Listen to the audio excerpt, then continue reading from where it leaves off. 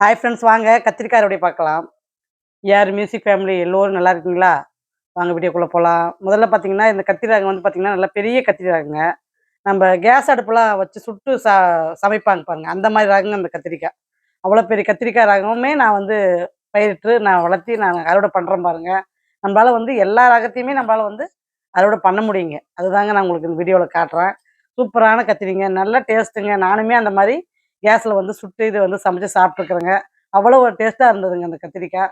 உண்மையிலே அந்த கத்திரி ரகத்த விட அத எப்படி நம்ம சமைக்கிறோம் அப்படின்றதும் ஒரு விஷயம் இருக்குதுங்க. அத சமைச்சு சாப்பிடும்பொழுது அது ஒரு டிஃப்ரெண்ட்டாவும் இருக்குது நம்பளுக்கு. நம்பளுக்கு வித்தியாசமான சாப்பிட்றதுக்கு ஒரு கத்திரிக்காவாவும் அது அமையுதுங்க. சூப்பரான கத்திரிக்காய்ங்க. அருமையான கத்திரிக்காய்ங்க அது. உண்மையிலே எனக்கு அந்த ரகம் நான் பயிரிட்டு நான் வந்து வளர்த்து அறுவடை பண்ணும்போது எனக்கு அவ்வளோ ஒரு சந்தோஷமா இருந்ததுங்க. பரவால்ல, இந்த ரகமும் நம்மளால வந்து பயிரிட்டு நம்மளால வந்து வளர்த்த முடியுது அப்படின்ட்டு நானு சந்தோஷப்பட்டேங்க எனக்கு. கத்திரி செடி பொறுத்தவரைக்கும் பார்த்தீங்கன்னா, லிக்விட் தண்ணி வந்து மெயின்டெயின் பண்ணிட்டு வாங்க. லிக்விட் தண்ணி பத்தி நான் ஒவ்வொரு வீடியோலயும் உங்களுக்கு சொல்லிட்டு வரேன். அது எப்படி ஊத்தணுன்றதையும் வீடியோ போட்டுருக்கிறேன் பாருங்க. பிளேலிஸ்ட்ல இருக்குது பாருங்க. பார்க்காதவங்க பாருங்க. வீடியோ வந்து நீங்க தொடர்ந்து ஃபாலோ பண்ணிட்டு வர தான் உங்களுக்கு நான் என்னென்ன பண்றேன் அப்படின்றதையும் உங்களுக்கு வீடியோல காட்ட முடியும். நீங்களும் அத பார்த்து உங்களுடைய மாடி தோட்டத்திலேயே செய்ய முடியும். அதுக்கு வேண்டி தான் வீடியோவ ஃபாலோ பண்ணிட்டு வாங்கன்னு சொல்ல வேண்டியதா இருக்குதுங்க. சப்ஸ்கிரைப் பண்ணி வச்சுக்கங்க. பெல் ஐக்கான ஒரு டெஸ்ட் பண்ணி வச்சுக்கினீங்கன்னா, உங்களுக்கு ஒரு நோட்டிஃபிகேஷன் வந்துருங்க. அப்ப நீங்க பார்த்துக்கலாம். அதாவது டைம் இருக்கும்போது பாருங்க.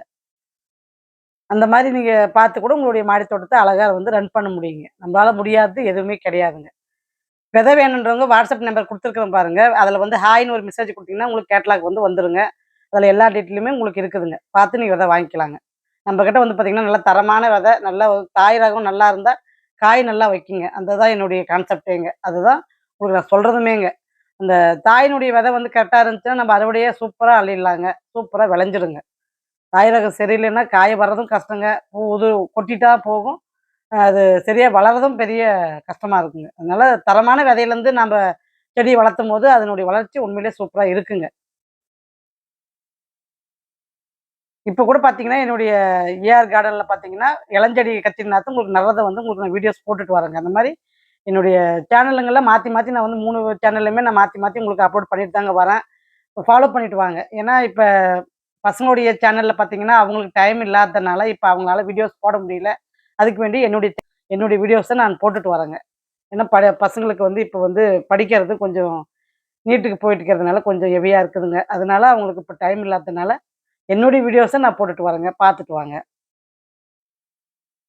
ஏன்னா, இது வந்து பார்த்தீங்கன்னா, ஒரு கைட்லைன்ஸ் மாரி உங்களுக்கு வீடியோஸ் வருங்க. அதோட வீடியோலயும் உங்களுக்கு டிப்ஸ் சொல்லுவேன். எப்படி நம்ம நடுறது விதைய அப்படின்றதையும் உங்களுக்கு காட்டிட்டு வரேன். இது மாரி உங்களுக்கு தொடர்ந்து நான் வீடியோஸ்ல உங்களுக்கு ஒவ்வொன்னா உங்களுக்கு 3 சேனல்லயுமே நான் வந்து குடுத்துட்டு தாங்க வரேன். பார்த்துட்டு வாங்க. சூப்பரான செடிகளுடைய வளர்ச்சி வந்து நம்மளுக்கு இருக்கணும் அப்படின்னா, நீங்க இந்த சேனல ஃபாலோ பண்ணிக்கங்க. ஏன் நான் அப்படி சொல்றேன் அப்படின்னா, விதை நடுறதுலயுமே ஒரு இது இருக்குதுங்க. விதை நம்ம வந்து எப்படி நடணும் அப்படின்றதும் ஒரு முறை இருக்குதுங்க. அதுக்கு வேண்டி தான் உங்களுக்கு வந்து ஒரு தெரியல அப்படின்னா, நீங்க இந்த வீடியோஸ் பார்த்தீங்கன்னா, உங்களுக்கு வந்து விதை எப்படி நடணும் அப்படின்றது உங்களுக்கு வந்து ஒ அ பார்த்தீங்கன்னா உங்களுக்கு புரிஞ்சிருங்க. ஒரு கொடி உருளை கூட ஒரு சிஸ்டர் வந்து எப்படி நடுறதுங்க அப்படின்ற மாரி கேட்டிருந்தீங்க. அந்த மாரி உங்களுக்கு ஒரு ஷார்ட்ஸோ, ஒரு வீடியோவோ ஏதோ ஒண்ணு நான் போட்டுருவேங்க. எது நட்டாலுமே உங்களுக்கு வந்து நான் வீடியோஸ் போட்டுட்டு வரேங்க. நீங்க பார்த்துட்டு வந்தீங்கன்னா தான் உங்களுக்கும் அது உங்களுடைய மாடி தோட்டத்தில அது எப்படி பயிரிடணும் அப்படின்றது உங்களுக்கும் ஒரு தெரியுங்க. அதுக்கு வேண்டி நான் சொல்றதுங்க. ஏன்னா நம்ப மாடி தோட்டத்த வந்து நம்ப எங்க என்கரேஜ் பண்ணணும், நல்லா கொண்டு வரணுன்றது தாங்க என்னுடைய கான்செப்ட்டே. ஏன்னா விக்கிற விலைவாசிக்கும் நம்மளுடைய ஹெல்த்து பார்த்துக்கணும் அப்படின்னு நெனச்சீங்கன்னா, மாடி தோட்டம் உண்மையிலேயே ரொம்ப அவசியமானதுங்க. ஏன்னா இதில வந்து பார்த்தீங்கன்னா, நல்லா ஆர்கானிக் முறையில நம்ம வந்து விளைஞ்சு சாப்பிடும்பொழுது, உடம்புக்கு உண்மையிலேயே அவ்வளோ ஒரு ஹெல்த்தியா நம்மள வச்சுக்க முடியுங்க. அதுக்கு வேண்டி தான் நான் வந்து மாடி தோட்டத்த ரன் பண்ணிட்டு வரேங்க. இப்ப என்னுடைய மாடி தோட்டத்த பார்த்து நெறைய பேரு ஆரம்பிச்சிருக்காங்க. நெறைய பேர் வந்து தோட்டமே ஆரம்பிச்சிருக்காங்கன்னு சொல்லலாங்க. தோட்டமே அவங்க கரம்பா போட்டு வச்சிருந்தத, மாடி தோட்ட வீடியோஸ பார்த்து அவங்க வந்து இப்ப தோட்டத்த ஓட்டி அவங்க வந்து என்கிட்ட விதை வாங்கி இப்ப பயிரிடுறாங்க. அந்த அளவுக்கு என்னுடைய வீடியோஸ் அவங்களுக்கு ஒரு மோட்டிவேஷனா இருந்துச்சுங்களாம். அவங்க சொல்லும்போது எனக்கு ரொம்ப சந்தோஷமா இருந்ததுங்க. அதாவது ஒரு மாடியில இவங்களால இவ்வளோ வளர்த்த முடியுது. நம்மளால நிலத்துல ஏன் வளர்த்த முடியாது? அப்படின்றதுனால, அவங்க நிலத்துல ஓட்டி அவங்க வந்து விதைய நான் ஊன்றேங்க அப்படின்னு சொல்லிட்டு எனக்கு ஃபோன் பண்ணி பேசும்போது எனக்கு அவ்வளோ ஒரு சந்தோஷமா இருந்ததுங்க. அதாவது நம்பளால ஒரு வீடியோஸ் மூலியமா ஒருத்தர் வந்து இந்த அளவுக்கு மோட்டிவேஷன் ஆகுறாங்கன்னு நினைக்கும் பொழுது எனக்கு அவ்வளோ ஒரு சந்தோஷங்க. அதனால தான் நான் சொல்ற விஷயம், ஏதாவது ஒரு ஆளுக்கு போய் சேர்ந்தா கூடமே நம்மளுக்கு அது ஒரு சந்தோஷங்க. நம்மளால ஒரு ஆள் பயனடைஞ்சிருக்காங்க அப்படின்றபோது நம்மளுக்கு ஒரு சந்தோஷங்க. அதனால தான் எனக்கு என்ன டிப்ஸ் சரி தெரியுதோ, நான் எப்படிலாம் மாடியில நான் வந்து அ டிப்ஸு அதாவது கொஞ்சம் ஏதாவது ஒண்ணு ஃபாலோ பண்ணி அது ஒர்க் அவுட் ஆயி, அது நல்லா வந்துருச்சுன்னா, அது அதனுடைய டிப்ஸ உங்களுக்கு நான் வீடியோஸ்லயும் சொல்லிட்டு வரேங்க.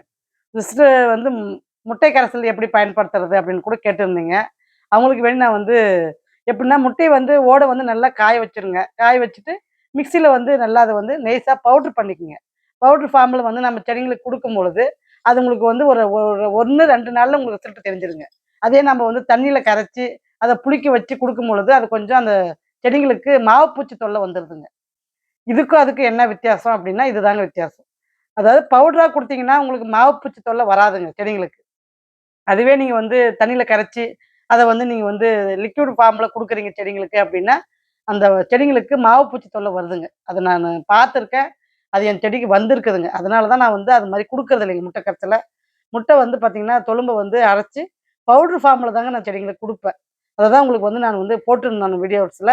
அவங்க அத வந்து பார்க்க காணும் போல இருக்குதுங்க. அது எப்படி பயன்படுத்துறது? அப்டின்னு கேட்டிருந்தீங்க. அவங்களுக்கு வேண்டி வெள்ளிக்கிழமை வீடியோல நான் தரேங்கன்னு சொல்லியிருந்தேன்.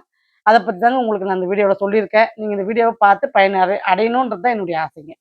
ஏன்னா கேள்வி கேட்டீங்கன்னா, ஏதோ ஒரு சேனல்ல நான் கண்டிப்பா அதுக்கு ரிப்ளை குடுத்துருவேங்க. அதனால நீங்க 3 சேனலுமே ஃபாலோ பண்ணிட்டு வாங்க. எந்த சேனல்ல வருதோ நீங்க வந்து அத பார்த்து பயன் பெறுங்க. ஒவ்வொன்னையும் நாம வந்து குடுக்கும்போது பூச்சி தாக்குதல் வருதா? வரலையான்றத நம்ம செக் பண்ணணுங்க செடிங்களுக்கு. ஏன்னா, ஒவ்வொரு கரைசலும் குடுக்கும்போது ஒவ்வொன்னும் ஒத்துக்குங்க, ஒவ்வொன்னும் ஒத்துக்காதுங்க ஒவ்வொரு செடிக்கு. அது மாரி இருக்கிற செடிங்களுக்கு நீங்க அந்த கரைசல குடுக்காதீங்க. எல்லா செடியும் நல்லா ஒத்துக்குது, ஏத்துக்குது அந்த செடிக்கு அப்படின்னு பண்றத மட்டும் உங்களுக்கு வந்து குடுங்க. ஏன்னா, இதுலயுமே ஒரு சில செடிங்க வந்து பார்த்தீங்கன்னா, வாட்டம் குடுத்துருங்க.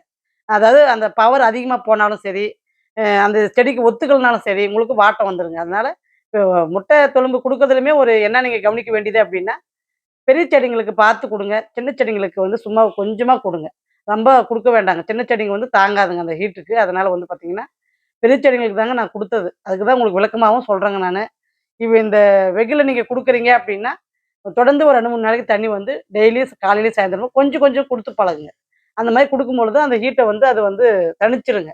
அதாவது நல்லா கூலிங் தண்ணியா ஊத்துங்க. ரொம்ப சூ டேங்க்லேருந்து வர தண்ணி பார்த்தீங்கன்னா, ரொம்ப சூடா வருதுங்க தண்ணி. அதனால கொஞ்சம் ஜில்லு தண்ணியா கொஞ்சம் ஊத்துங்க செடிங்களுக்கு. அப்படி ஊத்தும்போது உங்களுக்கு அந்த முட்டையினுடைய ஹீட்டு அந்த செடிங்களுக்கு தாக்காதுங்க.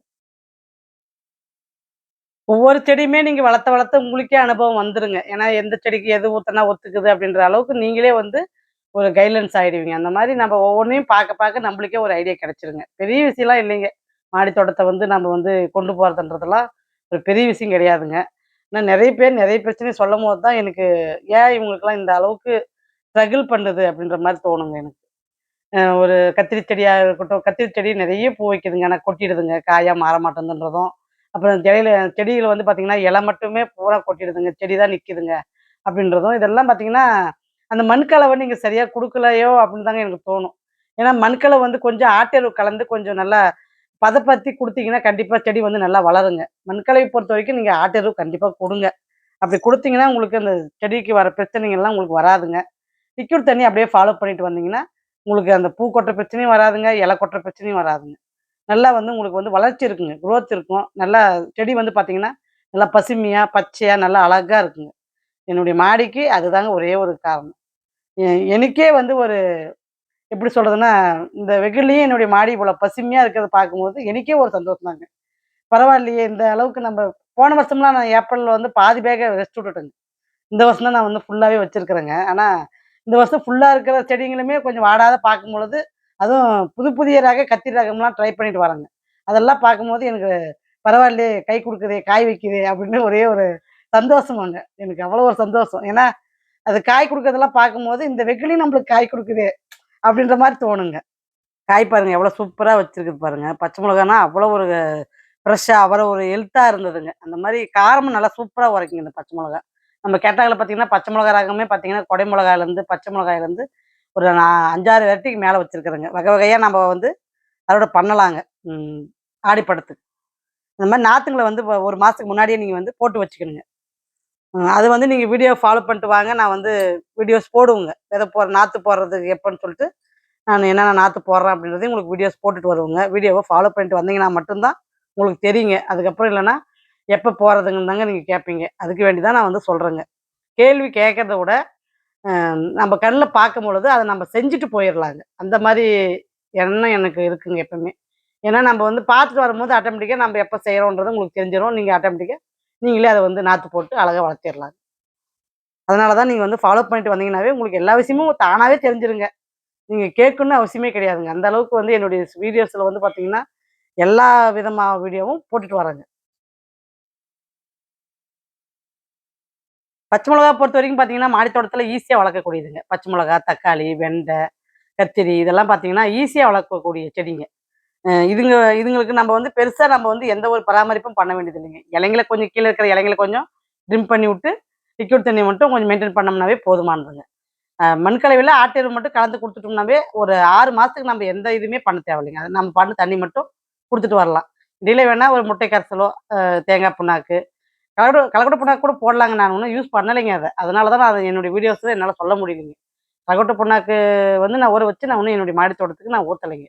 தேங்காய் புண்ணாக்கு வேணா நான் குடுத்துருக்கிறேங்க. அது நல்லா பலன் குடுத்துருக்குதுங்க. அதனால தெரியாத விஷயத்த என்னால சொல்ல முடியலைங்க. பாருங்க நீட்ட மிளகாயும், குண்டு மிளகாயும் சூப்பரா வந்து அறுவடை பண்ணியாச்சுங்க. வாங்க அறுவடை பார்க்கலாம். இன்னைக்கு இப்ப அறுவடை வந்து பார்த்தீங்கன்னா, பாலக்கீரை, பச்சை மிளகா 2 வகையான பச்சை மிளகா பாருங்க. பச்சை மிளகா ஒரு 1/2 கிலோவுக்கு அளவுக்கு பச்சை மிளகாங்க. நீட்ட பச்சை மிளகா அவ்வளோ மிளகாங்க. சூப்பரான ஒரு அறுவடைங்க. கத்திரிக்காய் பாருங்க. ஒரு 1 கிலோ கத்திரிக்காய் வர அளவுக்கு வரி நீள கத்திரிக்காங்க. பிளாக் பியூட்டில வந்து கத்திரிக்காங்க. கொத்தமல்லி ஒரு பெரிய கத்தைங்க. பருப்பு கீரை, ஒரு பாவக்காய், முருங்கைக்கீரைங்க. முருங்கைக்கீரையுமே நம்மளுடைய தொட்டியில வச்சு வளர்த்துட்டு வரேங்க. அது கீரைக்குன்னே வளர்த்துறேங்க அத. அதனால பார்த்தீங்கன்னா, இந்த அறுவடை வந்து ஒரு அசத்தலான அறுவடைன்னு சொல்லலாங்க. அந்த அளவுக்கு சூப்பரான அறுவடைங்க. முருங்கைக்கீரைன்னா அவ்வளோ ஒரு ஹெல்த்தியான ஒரு நம்ம இந்த மாரி மாடி தோட்டத்தில வச்சு வளர்த்தி நம்ம அத அறுவடை பண்ணி சாப்பிடும்பொழுது, அது இன்னுமே ஒரு மனமகிழ்ச்சிக்கு கூடுதல் ஒரு சந்தோஷங்க நம்மளுக்கு. எந்த கீரைக்குமே அது ஒரு சந்தோஷம் கூடுதலுங்க. மாடி தோட்டத்தில நம்ம பறிச்சு சாப்பிடும்போது. ஏன்னா நாம்பளே வளர்த்தி அத சமைச்சு சாப்பிடும்பொழுது, அதில ஒரு சந்தோஷம் வரும் பாருங்க. அதுதான் ஈடு இணை இல்லாததுங்க. அடுத்த வீடியோ உங்களுக்கு திங்கட்கிழமை வருங்க. பாருங்க. பாய்.